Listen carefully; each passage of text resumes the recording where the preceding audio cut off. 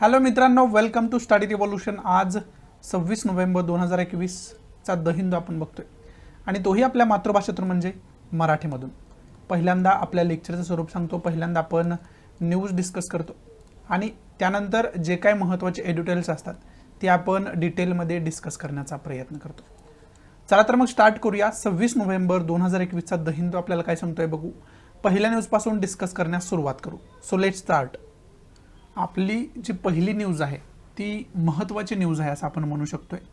त्याचं कारण हे आहे की त्याच्यामध्ये इकॉनॉमिकल विकर सेक्शन कोटा जो आहे त्याचा उल्लेख केलेला आहे। हा जो इकॉनॉमिकल विकर सेक्शन ज्याला आपण EWS म्हणतो, तुमच्यातल्या सुद्धा बऱ्याच जणांकडे EWS सर्टिफिकेट असेल त्याला आपण इकॉनॉमिकल विकर सेक्शन असं म्हणतो। तो जो इकॉनॉमिकल विकर सेक्शन आहे त्याच्यासाठी जो ऑल इंडिया कोटा आहे त्याच्यामध्ये कुठंतरी कमी पर्सेंट रिझर्वेशन त्याला दिलं गेलं। याच्यासाठी नीटचे जे ॲस्पिरंट्स आहेत त्यांनी खरं तर सुप्रीम कोर्टामध्ये याचिका दाखल केली होती। सुप्रीम कोर्टामध्ये याच्यामध्ये दाद मागितली होती। मग त्याच्यावरती सुप्रीम कोर्टाने गव्हर्नमेंटला आदेश दिले होते की त्याच्या संदर्भात जे काही इन्व्हेस्टिगेशन करायचं आहे, जो काही निर्णय घ्यायचा आहे तो निर्णय घेतला जावा।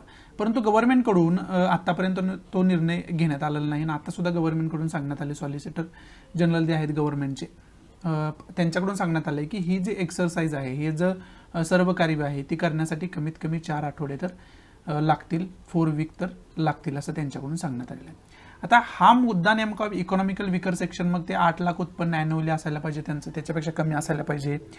त्याचबरोबर हा जो मुद्दा पहिल्यांदा आला, जसं की मी तुम्हाला सांगितलं नीटच्या एक्झामवरून आला आहे की ऑल इंडिया कोटामध्ये ओबीसीला जेवढं आरक्षण दिलं जातं आणि इकॉनॉमिकल विकर सेक्शनला जेवढं आरक्षण दिलं जातं या दोन्हींमधला जो डिफरन्स आहे त्याच्यावरून खरं तर हा वाद जास्त पेटलेला आपल्याला पाहाव्यास मिळतोय।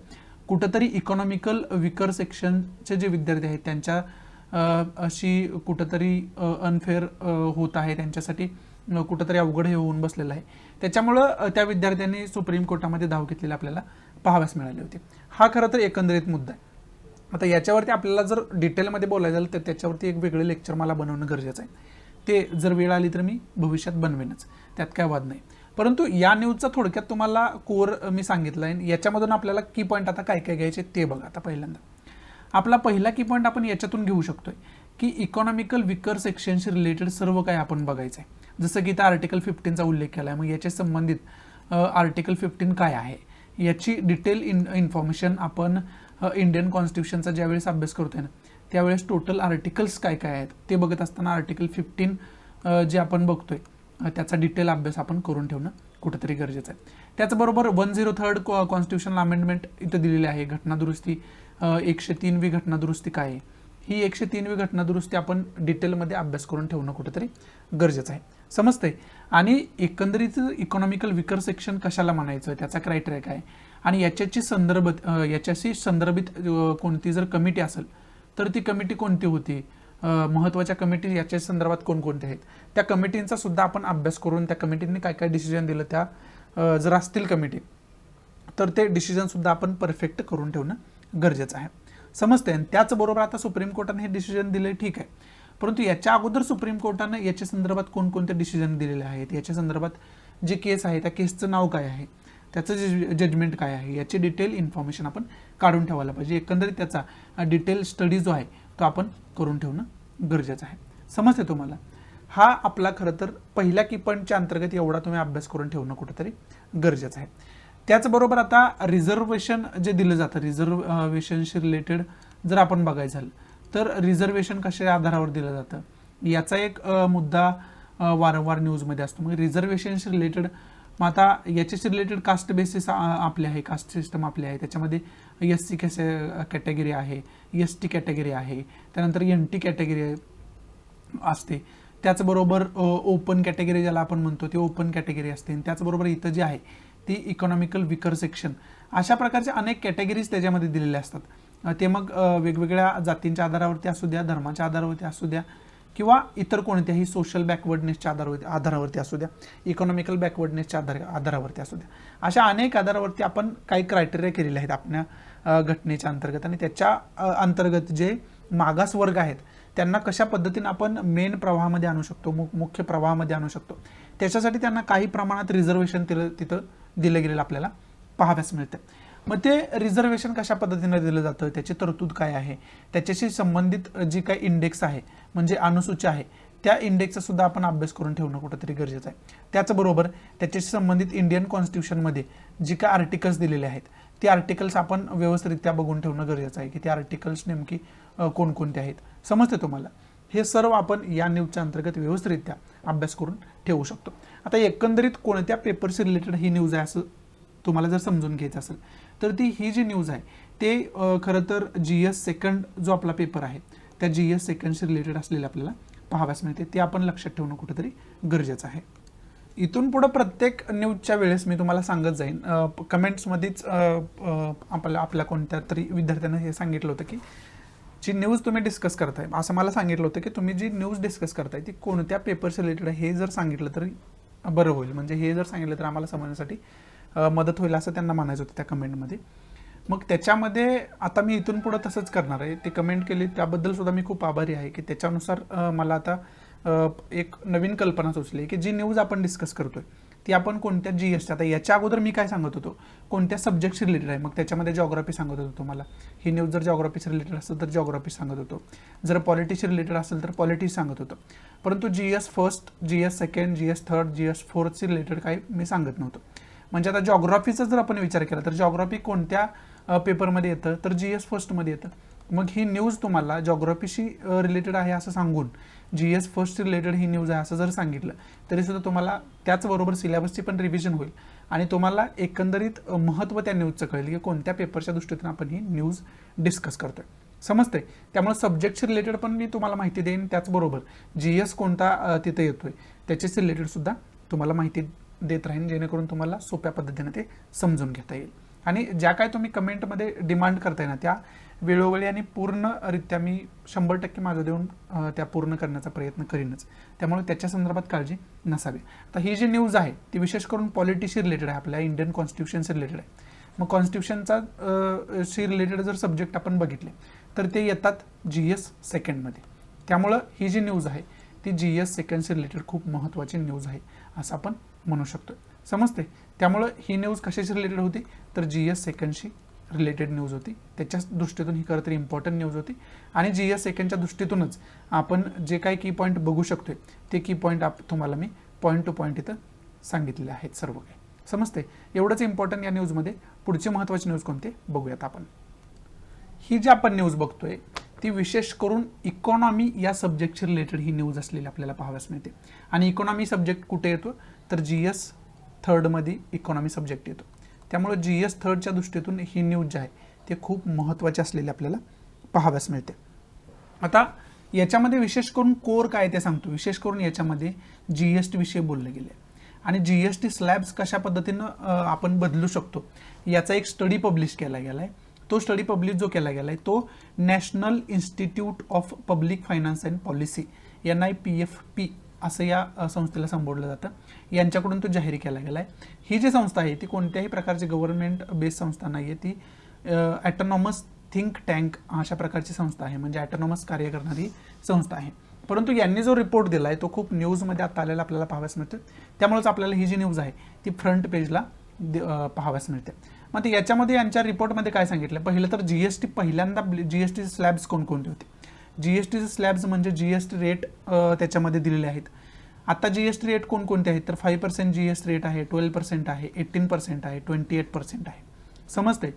हे मुख्य करून 4 प्रकारचे GST रेट आहे. पाचवा म्हणजे 0%. 0% एक GST रेट आहे. आता म्हणजे 5 प्रकारचे GST रेट आता कार्यरत आहे. आत्ताची जर आपले GSTची पॉलिसी बघितली, गुड्स अँड सर्व्हिस टॅक्सची पॉलिसी बघितली, परंतु या अभ्यासात काय सांगितलं की 3च प्रकारचे स्लॅब असायला पाहिजे. आणि ते 3 प्रकारचे स्लॅब कोणते तर 8%, 15% आणि 30%. अशा 3च प्रकारचे स्लॅब असायला पाहिजे.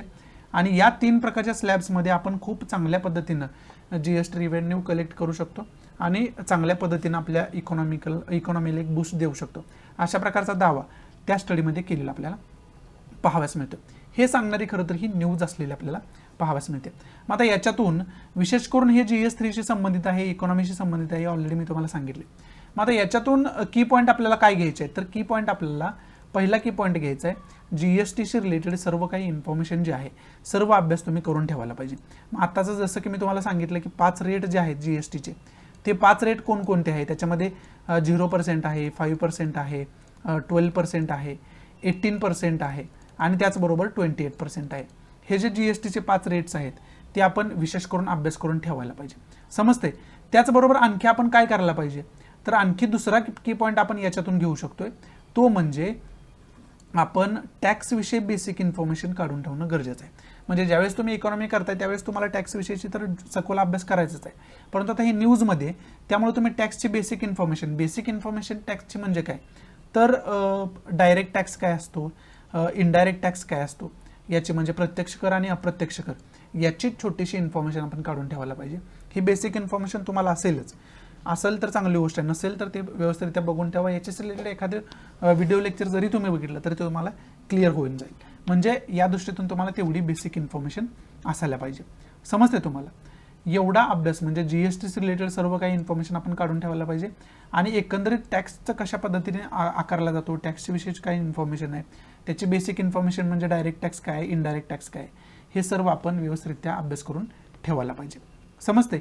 एवढं या न्यूजमध्ये आपण व्यवस्थितरित्या अभ्यास करून ठेवू शकतो.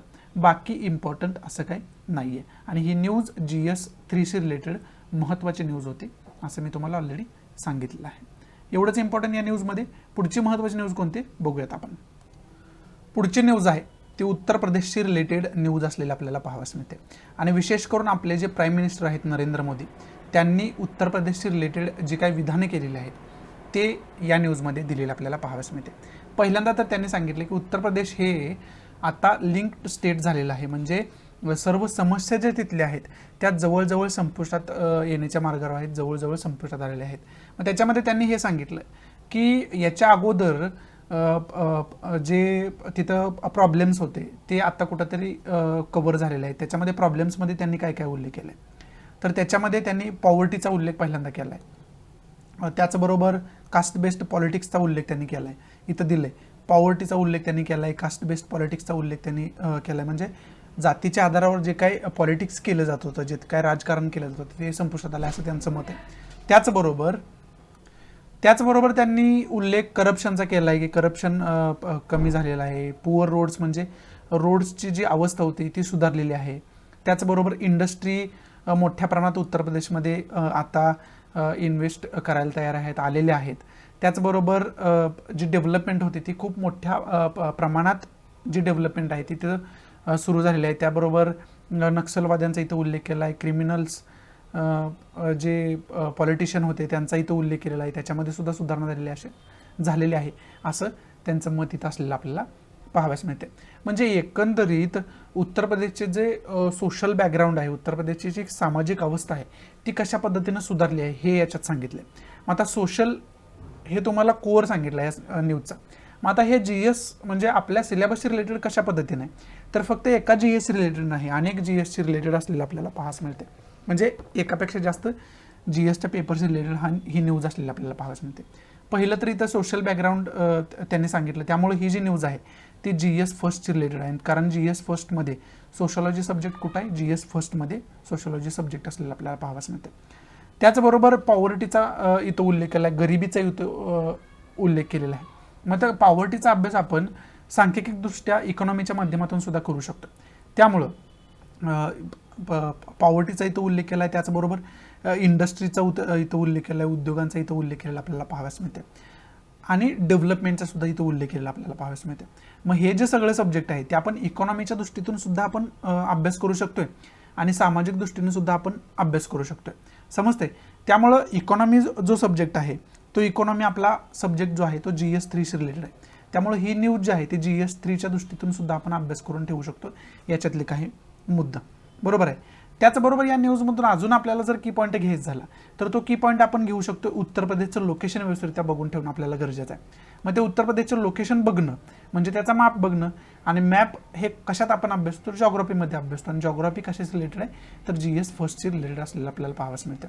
आता GS फर्स्टच्या दृष्टीतून या न्यूजचा अभ्यास कसा करायचा आहे, जॉग्राफीच्या दृष्टीतून अभ्यास करायचा आणि सोशॉलॉजीच्या दृष्टीतून आपण त्याचा अभ्यास करायचा. समजते. त्याचबरोबर इथं कास्ट बेस्ड पॉलिटिक्सचा उल्लेख आला आहे. त्यामुळं सरळ सरळ कास्ट बेस्ड पॉलिटिक्स म्हणजे कास्ट सिस्टम कशामध्ये आहे तर सोशलॉजीमध्ये आहे. त्यामुळं GS फर्स्ट रिलेटेड आपण याचा अभ्यास करू शकतो. त्याचबरोबर पॉलिटिक्सचा उल्लेख आला म्हटलं की डायरेक्ट आपण त्याचा संबंध आपल्या राज्यव्यवस्थेशी आपण लावू शकतो, राज्यघटनेशी आपण लावू शकतो आणि पॉलिटिकल सिस्टमशी आपण लावू शकतो. त्यामुळं हा जो न्यूज आहे ही जी न्यूज आहे ती आपण GS सेकंडच्या माध्यमातून सुद्धा अभ्यास करू शकतो. समजते. म्हणजे एखाद्या न्यूजचा जर अभ्यास आपल्याला करायचा झाला तर त्या न्यूजमधून तुम्ही की पॉईंट काय काढताय त्या की पॉईंटवर खरं तर त्या न्यूजचा अभ्यास आपण करायचा असतो. आता या न्यूजमधून की पॉईंट सरळ सरळ आपण पहिल्यांदाच की पॉईंट काढायचे असते, म्हणजे काढायला पाहिजे होते आपण, म्हणजे तुम्हाला चांगल्या पद्धतीनं समजून घेता आलं असतं. आता याच्यातले की पॉईंट आपण काय घ्यायचे ते सांगतो, म्हणजे तुम्हाला कनेक्ट करता येईल GS फर्स्ट सेकंड आणि थर्डशी. पहिला की पॉईंट आपण याच्यातून घेऊया की उत्तर प्रदेशचं लोकेशन व्यवस्थित ते आपण बघून ठेवायला पाहिजे. बरोबर आहे, कारण एकंदरीत इथं बोललं कोणत्या स्टेटविषयी जाते तर उत्तर प्रदेश स्टेटविषयी बोललं जाते. दुसरा की पॉईंट इथं पॉवर्टीचा उल्लेख आलाय. मग पॉवर्टीचा अभ्यास आपण पॉवर्टीची जी काय आकडेवारी आहे याच्या अगोदर पण पॉवर्टीची आकडेवारी ऑलरेडी देऊन ठेवली मी तुम्हाला. जर दिल्ली नसेल तर तुम्ही इंटरनेटच्या माध्यमातून जाऊन बघू शकता की जगामध्ये कशा पद्धतीने पॉवर्टीची आकडेवारी जगाच्या दृष्टीतून आणि भारताच्या दृष्टीतून पॉवर्टीची आकडेवारी कशा पद्धतीने ती एक आकडेवारी तुमच्याकडे असायला पाहिजे. म्हणजे पॉवर्टीचा अभ्यास आपण करणं गरजेचं आहे. त्याचबरोबर इथं कास्ट बेस्ड पॉलिटिक्सचा उल्लेख केला आहे, करप्शनचा उल्लेख केला आहे. मग कास्ट बेस्डचा उल्लेख, कास्टचा जर उल्लेख आला तर आपण ते कोणत्या दृष्टीतून अभ्यास करायला पाहिजे, सोशलॉजीच्या दृष्टीतून अभ्यास करायला पाहिजे. त्यामुळं कास्टचा एक वेगळा अभ्यास आपला व्यवस्थितरित्या असणं कुठंतरी गरजेचं आहे. त्याचबरोबर पॉलिटिक्सचा उल्लेख आला आहे, मग पॉलिटिक्सचा आपण अभ्यास थोडासा करणं गरजेचं आहे. मग पॉलिटिक्सचा उल्लेख आला म्हटलं की आपल्याला इंडियन पॉलिटिक्सचा अभ्यास करून ठेवणं गरजेचं आहे. समजते. आणि त्याचबरोबर इंडस्ट्रीचा इथं उल्लेख आला आहे, डेव्हलपमेंटचा उल्लेख आला आहे. मग इंडस्ट्री असू द्या, डेव्हलपमेंट असू द्या, उद्योजकतेचा विकास कशा पद्धतीने आपण करू शकतो याचा अभ्यास सुद्धा, हा सर्व जो अभ्यास आहे तो आपण इकॉनॉमीच्या माध्यमातून व्यवस्थितरित्या करून ठेवणं गरजेचं असतं. समजते तुम्हाला. आणि इकॉनॉमीचा सुद्धा मग याच्यामध्ये समावेश होतो. मग हे जे की पॉईंट आपण काढलेले आहेत हे की पॉईंट आता आपल्याला काय करायचं आहे तर आपल्या सिलेबसची कनेक्ट व्यवस्थितरित्या करून घेणं गरजेचं आहे, जे की ऑलरेडी मी तुम्हाला पहिल्यांदा सांगितले की कोणत्या GS मध्ये कोणतं सब्जेक्ट आहेत आणि कशा पद्धतीने आपण न्यूज ती कनेक्ट केलेली आहे. समजते. म्हणजे पहिल्यांदा आपल्याला काय करायचं आहे, न्यूज टोटल समजून घ्यायचे आहे, त्यानंतर त्याच्यामधून जे काही की पॉईंट आहेत ते काढायचे आहेत ज्याचा आपण भविष्यामध्ये अभ्यास करणार आहोत. भविष्यामध्ये म्हणण्यापेक्षा त्यावेळेसच तुम्ही टोटल त्याचा अभ्यास करून ठेवणं गरजेचं असतं. त्यालाच आपण करंट अफेअरचा अभ्यास करणं किंवा पेपर रीडिंग करणं, न्यूजपेपर रीड करणं त्यालाच आपण म्हणतो. न्यूजपेपर रीड करणं म्हणजे प्रॅक्टिकल तुम्ही बसून एक न्यूजपेपर कोणता तरी हातात घेताय आणि ते रीड करताय आणि परत सगळं सोडून देताय आणि त्याच्यातून कोणत्याही प्रकारच्या नोट्स काढत नाही, सिलेबसला तुम्ही ते पॉईंट रिलेट करत नाही, कनेक्ट करत नाही. असं जर तुम्ही करत असाल तर मग तुम्ही सामान्य नागरिकासारखा पेपर वाचताय आणि फक्त न्यूज समजून घेताय. त्याच्यामधून आपल्याला काय घ्यायचं आहे आणि त्याचा कशा पद्धतीने अभ्यास करायचा आहे हे तुम्ही समजून घेत नाही. त्याचा काही उपयोग होणार नाही. ते फक्त टाइमपास सारखं होईल, टाइम वेस्ट होईल तुमचा. तुम्हाला बिटवीन द लाईन करायला पाहिजे. इथं काही लाईन दिलेल्या आहेत परंतु त्याच्यामधून UPSCसाठी काय विचारलं जाईल ह्याच्या हिंट पण इथं दिलेल्या आहेत. समजते. ज्या की तुम्हाला इथं हिंट मी तुम्हाला सांगितलेले आहेत, ज्याला आपण की पॉईंट म्हणतो. समजते. आणि त्या की पॉईंटचा आपल्याला व्यवस्थित अभ्यास करून ठेवायचा आहे, त्याच्या व्यवस्थित त्या नोट्स काढायचे आणि त्याचे वारंवार आपल्याला रिव्हिजन करत राहायचं आहे. समजते. एकंदरीत आपला पेपर वाचण्याची पद्धत अशा पद्धतीने असायला पाहिजे.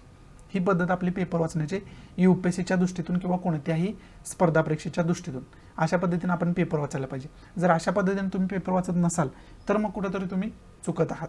त्याच्यामध्ये कुठंतरी सुधारणा करणं गरजेचं आहे. तुमची प्रत्येक न्यूज आपल्या सिलेबसशी रिलेटेड असायलाच पाहिजे. आपल्या सिलेबसमध्ये जे सब्जेक्ट दिलेले आहेत त्याच्याशी रिलेटेड आपण असायला पाहिजे. जर ती न्यूज तेवढी महत्त्वाची नसेल, तर एखादी न्यूज महत्त्वाची आहे आणि एखादी न्यूज महत्त्वाची नाही हे कशावरून आपण ठरवतो तर एखादी न्यूज आपल्या सिलेबसशी रिलेटेड नसतेच, आपल्याला त्याचा काहीही फायदा नसतो. जर आपल्या सिलेबस डोळ्यासमोर असेल, आपल्याला माहिती असेल सिलेबस आपला काय, तर आपल्याला ऑटोमॅटिक समजतं की पुढची न्यूज जी आपण बघतोय ती आपल्याला महत्त्वाची आहे की नाही. समजते. आता फॉर एक्झाम्पल अरविंद केजरीवालनी नरेंद्र मोदींवर टीका केली आणि टीकेमध्ये काय काय बोलले अशा प्रकारची न्यूज आली, तर ती न्यूज आपल्या सिलेबसच्या दृष्टीतून महत्त्वाची आहे की नाही. तर ऑब्व्हियस आहे ती न्यूज अजिबात आपल्या महत्त्वाची नाही आपल्या न्यूजच्या दृष्टीतून, आपल्या सिलेबसच्या दृष्टीतून, UPSCच्या दृष्टीतून. कारण का ते पॉलिटिकल मॅटर आहे, रोज एकमेकांना काहीतरी बोलत राहतील. समजते. परंतु तिथंच अरविंद केजरीवाल जे आहेत त्यांनी एअर पोल्युशन कमी करण्यासाठी एक नवीन इनोव्हेशन केले आणि त्याला एक नवीन फंड जाहीर केला आहे, तर ते मग आपल्यासाठी इम्पॉर्टंट होतं का नाही सिलेबसच्या दृष्टीतून? तर ऑब्व्हियसली ते इम्पॉर्टंट आहे सिलेबसच्या दृष्टीतून. कारण का? तर पोल्युशन हा मॅटर इन्व्हायरमेंटशी रिलेटेड आहे, पर्यावरणाशी रिलेटेड आहे, समजते. आणि पर्यावरण हा आपला महत्त्वाचा सब्जेक्ट आहे. त्यामुळं त्या दृष्टीतून आपल्याला प्रीला आणि मेन्सला कशाही पद्धतीने क्वेश्चन विचारला जाऊ शकतो हे तुम्हाला लगेच लक्षात येतं, समजते. म्हणजे तुमच्या सिलेबसशी रिलेटेड ती न्यूज तुम्हाला रिलेट करता येते विशेष करून. तर मग आपण समजतो की ती महत्त्वाची न्यूज आहे. आणि जर रिलेट होत नसेल, महत्त्वाचं एवढं वाटत नसेल, तर आपण ठरवतो की ती न्यूज म्हणजे सिलेबसला रिलेट करत नाही, त्यामुळे आपल्यासाठी ती न्यूज महत्त्वाची नाही, समजते. म्हणजे एकंदरीत पेपर कसा वाचावा हे इथं थोडक्यात मी तुम्हाला सांगण्याचा प्रयत्न केला. आणि याच्या अगोदर न्यूजपेपर कसा रीड करायचा याच्यावरती मी वेगळं व्हिडिओ लेक्चर ऑलरेडी अपलोड केले. ते तुम्ही बघितलं असेल तर तुम्हाला अंदाज आलाच असेल की नेमकं करंट अफेअर्सचा अभ्यास करणं म्हणजे काय, न्यूजपेपर म्हणजे वाचणं म्हणजे काय, याचा तुम्हाला अंदाज आला असेल. त्याच्यामध्ये टोटल आपल्या मातृभाषेमधून मी चांगल्या पद्धतीने तुम्हाला समजावून सांगितलं होतं. आणि इथं सुद्धा आता बऱ्यापैकी गोष्टी तुम्हाला समजावून सांगितलेल्या आहेत मी. आणि इथून पुढे सुद्धा एक वेगळी पद्धत आपण डेव्हलप करणार आहोत, जसं की GS first, GS second, GS third मी जे सांगतो तुम्हाला, आणि त्याचबरोबर की पॉईंट्स आपण त्याला रिलेट करतो. ही जी पद्धत आहे याच्यातून तुम्हाला त्याचा सराव होऊन जाईल. त्यामुळं पेपर वाचत असाल किंवा लेक्चर बघत असाल तुम्ही, तर तुम्हाला नोट्स काढणं सोपं होऊन जाईल, त्याचे रिव्हिजन करणं सोपं होऊन जाईल, आणि ते किती महत्त्वाचं आहे आणि किती महत्त्वाचं नाही हे सुद्धा समजून घेण्यासाठी मदत होईल, समजते तुम्हाला. या न्यूजमध्ये खरं तर एवढंच इम्पॉर्टंट होतं. पुढची महत्त्वाची कोणती न्यूज आहे बघूयात आपण. पुढची जी न्यूज आहे ती मनरेगा या स्कीमशी रिलेटेड न्यूज असलेली आपल्याला पाहाव्यास मिळते. मनरेगा स्कीम म्हणजे काय, तर Mahatma Gandhi national rural employment guarantee schemes, म्हणजे रोजगार मिळवून देण्यासाठी लोकांसाठी ही स्कीम गव्हर्नमेंटने आणलेली आपल्याला पाहाव्यास मिळाली. ती भूतकाळातच आणली ती कधी आणली काय ती विकिपीडियाच्या माध्यमातून तुम्ही बघालच. परंतु या स्कीमसाठीच गव्हर्नमेंटनं आणखी 10,000 कोटी रुपयांची तरतूद केलेली आपल्याला पाहाव्यास मिळते, अलॉटमेंट केलेली आपल्याला पाहाव्यास मिळते, समजते. आणि त्यामुळे आता अनेक लोकांना रोजगार निर्माण होणार आहे, रोजीरोटी मिळणार आहे, हे सुद्धा खूप महत्त्वाचं आहे. आता मग याच्यातून की पॉईंट आपला ऑब्वियस काय आहे तुम्हाला मी सांगायच्या अगोदरच कळलं असेल की मनरेगा ही जी स्कीम आहे त्याच्याविषयी डिटेल इन्फॉर्मेशन आपण काढून ठेवणं, बरोबर आहे. आणि विशेष करून स्कीमवरती क्वेश्चन विचारले जातात कशामध्ये, तर आपल्या प्रिलियम एक्झाममध्ये क्वेश्चन विचारले जातात स्कीम्सवरती. अशा ज्या स्कीम्स न्यूजमध्ये असतात, विशेष करून न्यूजमध्ये असणारे तर स्कीम्स तुमच्या पाठच असायला पाहिजे, त्याचं बॅकग्राऊंड वगैरे सर्व काही पाठ असायला पाहिजे. त्या का न्यूजमध्ये आहेत ह्या सुद्धा माहिती तुम्हाला असणं गरजेचं आहे, जेणेकरून तुम्हाला चांगल्या पद्धतीने लक्षात राहण्यासाठी ही इश्यू जो आहे तो का न्यूजमध्ये हे सुद्धा सांगणं म्हणजे माहिती असणं गरजेचं असतं. म्हणजे प्रीच्या दृष्टीतून ही न्यूज आपल्यासाठी खूप महत्त्वाची आहे असं आपण म्हणू शकतो. मनरेगा जी आहे तिचा आपण टोटल अभ्यास करायला पाहिजे, तिच्यावरती कसा जरी क्वेश्चन फॉर्म झाला तरी आपण त्याला टॅकल करायला पाहिजे. आणि विशेष करून दुसरा की पॉईंट काय, तर GS फर्स्टमध्ये सोशॉलॉजीच्या माध्यमातून, सोसायटीच्या माध्यमातून आपल्याला मनरेगावरती डायरेक्ट क्वेश्चन फॉर्म होऊ शकतो. त्यामुळं GS फर्स्टच्या दृष्टीतून सुद्धा ही मनरेगा जी स्कीम आहे ती तुम्ही परफेक्ट करून ठेवणं गरजेचं आहे. आता GS फर्स्टमध्ये बऱ्याच वेळेला आपण सोसायटीकडे लक्ष देत नाही. सोसायटी हा सुद्धा सब्जेक्ट त्याच्यामध्ये इन्व्हॉल्व आहे, सोशॉलॉजी ज्याला आपण म्हणू शकतो, त्याच्यावरती सुद्धा तेवढाच फोकस करणं गरजेचं आहे जेवढा तुम्ही हिस्ट्रीवर करताय, जेवढा तुम्ही जॉग्राफीवर करताय, समजते, जेवढा तुम्ही फ्रीडम स्ट्रगलवर करताय, जेवढा तुम्ही आर्ट अँड कल्चरवर करताय, तेवढाच आपल्याला सोशॉलॉजीवरती सुद्धा फोकस करणं गरजेचं आहे. कारण सोसायटीसुद्धा सब्जेक्ट GS फर्स्टमध्ये आहे. नीट सिलेबस बघितला तर तुम्हाला ते लक्षात येईल. 4 पॉईंट आहेत सोसायटीचे, मग ते पॉईंट परफेक्ट करून ठेवणं, त्याच्याच रिलेटेड इन्फॉर्मेशन तुम्ही एकत्रित करून ठेवणं गरजेचं असं. त्याच्यामध्येच कुठंतरी अशा प्रकारच्या स्कीमवरती वगैरे क्वेश्चन आपल्याला विचारला जातो. त्यामुळं ही जी न्यूज आहे ती प्रिलियमसाठी खूप महत्त्वाची आहे. आणि प्रिलियम एक्झाम मग ती राज्यसेवा असू द्या किंवा युनियन पब्लिक सर्व्हिस असू द्या, UPSC असू द्या, याच्यासाठी प्रिलियमच्या दृष्टीतून हे खूप महत्त्वाचं आहे. स्कीमवरती डायरेक्ट क्वेश्चन विचारला जाऊ शकतो. आणि याच्या अगोदर सुद्धा अशा प्रकारच्या स्कीमवरती प्रिलियमचे जर प्रिव्हियस इयर क्वेश्चन बघितले असतील तुम्ही तर त्याच्यावरती क्वेश्चन अनेक वेळा विचारला गेला आहे. आणि दुसरं काय, तर GS फर्स्टच्या दृष्टीतून सुद्धा मनरेगा स्कीम व्यवस्थितरित्या करून ठेवणं गरजेचं आहे. एवढंच इम्पॉर्टंट या न्यूजमध्ये, बाकी इम्पॉर्टंट असं काही नाही आहे. पुढची जी न्यूज आहे ती त्रिपुराशी रिलेटेड न्यूज असलेली आपल्याला पाहावयास मिळते. सुप्रीम कोर्टानं ऑर्डर दिलेली आहे कुणाला, तर मिनिस्टर ऑफ होम अफेअर्सला, की त्रिपुरामध्ये मोठ्या प्रमाणात फोर्स डिप्लॉय करणं गरजेचं आहे. आणि ती सुद्धा फोर्स कसली असायला पाहिजे, केंद्रीय बल असायला पाहिजे, ते सेंट्रल फोर्स असायला पाहिजे असं मिनिस्टर ऑफ होम अफेअर्सला म्हणजे गृह मंत्रालयाला सांगितलं आपल्याला पाहावंच मिळते. मग त्याच्यावरती आता गृह मंत्रालय कशा पद्धतीने पावलं उचलते हे सुद्धा बघण्यासारखं असणार आहे. मग आता याच्यामध्ये पहिला की पॉईंट आपण त्रिपुराचं लोकेशन व्यवस्थितरित्या बघणं गरजेचं आहे. समजते तुम्हाला, त्रिपुराचं व्यवस्थितरित्या लोकेशन बघणं गरजेचं आहे. दुसरा की पॉईंट आपण काय बघू शकतो, तर इथं सुप्रीम कोर्टाचा उल्लेख आला आहे. त्यामुळं सुप्रीम कोर्टाचं रिलेटेड इन्फॉर्मेशन आपल्याला असायला पाहिजे. म्हणजे काय असायला पाहिजे, तर आपल्या न्यायव्यवस्थेची जी रचना आहे ती रचना आपल्याला व्यवस्थितरित्या माहिती असणं गरजेचं आहे. समजतं तुम्हाला, न्यायव्यवस्थेत आपल्या रचना का सुप्रीम कोर्ट आहे, हायकोर्ट आहे, त्यानंतर लोअर कोर्ट वेगवेगळे आहेत. मग त्यांचे जे न्यायाधीश असते त्यांची नियुक्ती कशा पद्धतीने होते, आपले जे सरन्यायाधीश आता आहेत एन व्ही रामन्ना, अशा प्रकारचे सरन्यायाधीश जे असतात त्यांची नियुक्ती कशा पद्धतीने होत असते, त्यानंतर ते रिटायर कशा पद्धतीने होतात, त्यांची एज लिमिट काय आहे, नियुक्तीची पद्धत त्यांची काय आहे, सिलेक्शनची पद्धत जर असेल तर ती काय आहे, ही सर्व इन्फॉर्मेशन आपल्याला असायला पाहिजे. हे 2 की पॉईंट आपण घेऊ शकतो. आता हे सिलेबसशी रिलेटेड करूया आपण. त्रिपुराचं लोकेशन बघणं म्हणजे काय बघणं, तर जॉग्राफीचा अभ्यास करणं. बरोबर आहे. म्हणजे काय, लोकेशन बघणं म्हणजे मॅप बघणं. म्हणजे मॅप हा कुठे येतं, जॉग्राफीमध्ये येतं. आणि जॉग्राफी हा सब्जेक्ट कशात येतो, GS फर्स्टमध्ये येतो. त्यामुळे GS फर्स्टची रिलेटेड ही खूप महत्त्वाची न्यूज आहे. GS फर्स्टची रिलेट करू शकतो आपण न्यूज. त्याचबरोबर इथं न्यायव्यवस्थेचा उल्लेख आला. न्यायव्यवस्थेचा अभ्यास आपण कशामध्ये करतो, तर पॉलिटीमध्ये करतो. एम लक्ष्मीकांत जर तुम्ही बघितलं तर त्याच्यामध्ये तुम्हाला सर्व काही सापडेल. आणि पॉलिटी हा जो सब्जेक्ट आहे तो विशेष करून कशात येतो, GS सेकंडमध्ये येतो. समजते. त्यामुळे ही न्यूज GS फर्स्टची पण आपण रिलेट करू शकतो आणि GS सेकंडशी सुद्धा आपण रिलेट करू शकतो. समजते तुम्हाला. त्यामुळे या दोन्ही दृष्टीतून या न्यूजचा आपण व्यवस्थितरित्या अभ्यास करणं कुठंतरी गरजेचं होऊन बसतं. त्या पद्धतीनं तुम्ही अभ्यास करून ठेवा. इथं आजचा मी द हिंदू समाप्त करतोय. कारण का, तर सकाळपासून मी 3 वेळा द हिंदू रेकॉर्ड केलं आहे. पहिल्या 2 वेळेला व्हॉइस रेकॉर्डचा प्रॉब्लेम होत होता, मधूनच व्हॉइस कट होत होता, मधूनच व्हॉइस रेकॉर्डच होत नव्हता. असं 2 वेळा झालं. तिसऱ्या वेळेला अपलोडिंगला टाकलंय मी, पण ते आणखी अपलोडच होते. त्यामुळं ते मी डिलीट करून टाकलं सगळं. ते रिझ्यूम केलं, परत सर्व काही करून बघितलं, पण ते काही झालं नाही. हे पुन्हा मी 4थ्या वेळेस हे लेक्चर रेकॉर्ड करतोय. त्यामुळं आता जर आणखी जास्त टाईम झाला तर संध्याकाळी मला वाटते 8-9 वाजता लेक्चर अपलोड व्हायला. त्याच्यामुळे त्याचा काही तुम्हाला फायदा पण होणार नाही. या दिवशी आजचं लेक्चर तुम्हाला आज बघता पण येणार नाही. आणि जेवढं काही फ्रंट पेजला महत्त्वाचं होतं मी टोटल तुम्हाला इथं डिस्कस करून सांगितलेलं आहे, व्यवस्थितरित्या करून सांगितलेलं आहे. आणि उद्याच्या पेपरमध्ये आजचं असं काय ठेवलं नाही की मी ती उद्याच्या पेपरमध्ये येणार नाही. आजचं जे राहिलं ते उद्याच्या पेपरमध्ये नक्की ते इश्यू येणार आहेत. आणि जर नाही आली तर त्याच्याच रिलेटेड मी तिथंच इन्फॉर्मेशन तुम्हाला देऊन टाकेन. त्यामुळं त्याची तुमच्या मनामध्ये थोडीसुद्धा काळजी नसावी. समजते तुम्हाला. त्यामुळं आणि आता हे छोटंसंच व्हिडिओ मी का बनवतोय, तर अपलोडिंगला टाकलं तर काय प्रॉब्लेम येऊ नये म्हणून. काय प्रॉब्लेम झाला आहे मला नाही माहिती, परंतु अपलोडिंगचा थोडासा प्रॉब्लेम येतोय. त्यामुळे शॉर्टच व्हिडिओ लेक्चर हे बनवतोय मी, जेणेकरून लवकर अपलोड व्हावं. आजचं जे लेक्चर होतं ते मी सकाळी बनवलं होतं ना, ते एक तासापेक्षा जास्त होतं. 1 तास 10 मिनिट असं काय तर होतं व्हिडिओ. त्यानंतर बनवलं होतं ते थोडं कमी करून बनवलं होतं, जेणेकरून काय म्हणजे रेकॉर्डिंगमध्ये वगैरे प्रॉब्लेम येतो का त्याच्यासाठी. त्याच्यापेक्षा कमी करून बनवलं, परंतु प्रॉब्लेमचा म्हणजे अपलोडिंगचा प्रॉब्लेम झाला. त्यामुळे आता खूप कमी करून बनवतोय आणि आज तो इश्यू पण सॉल्व्ह करून टाकतो जे काय आहे ते.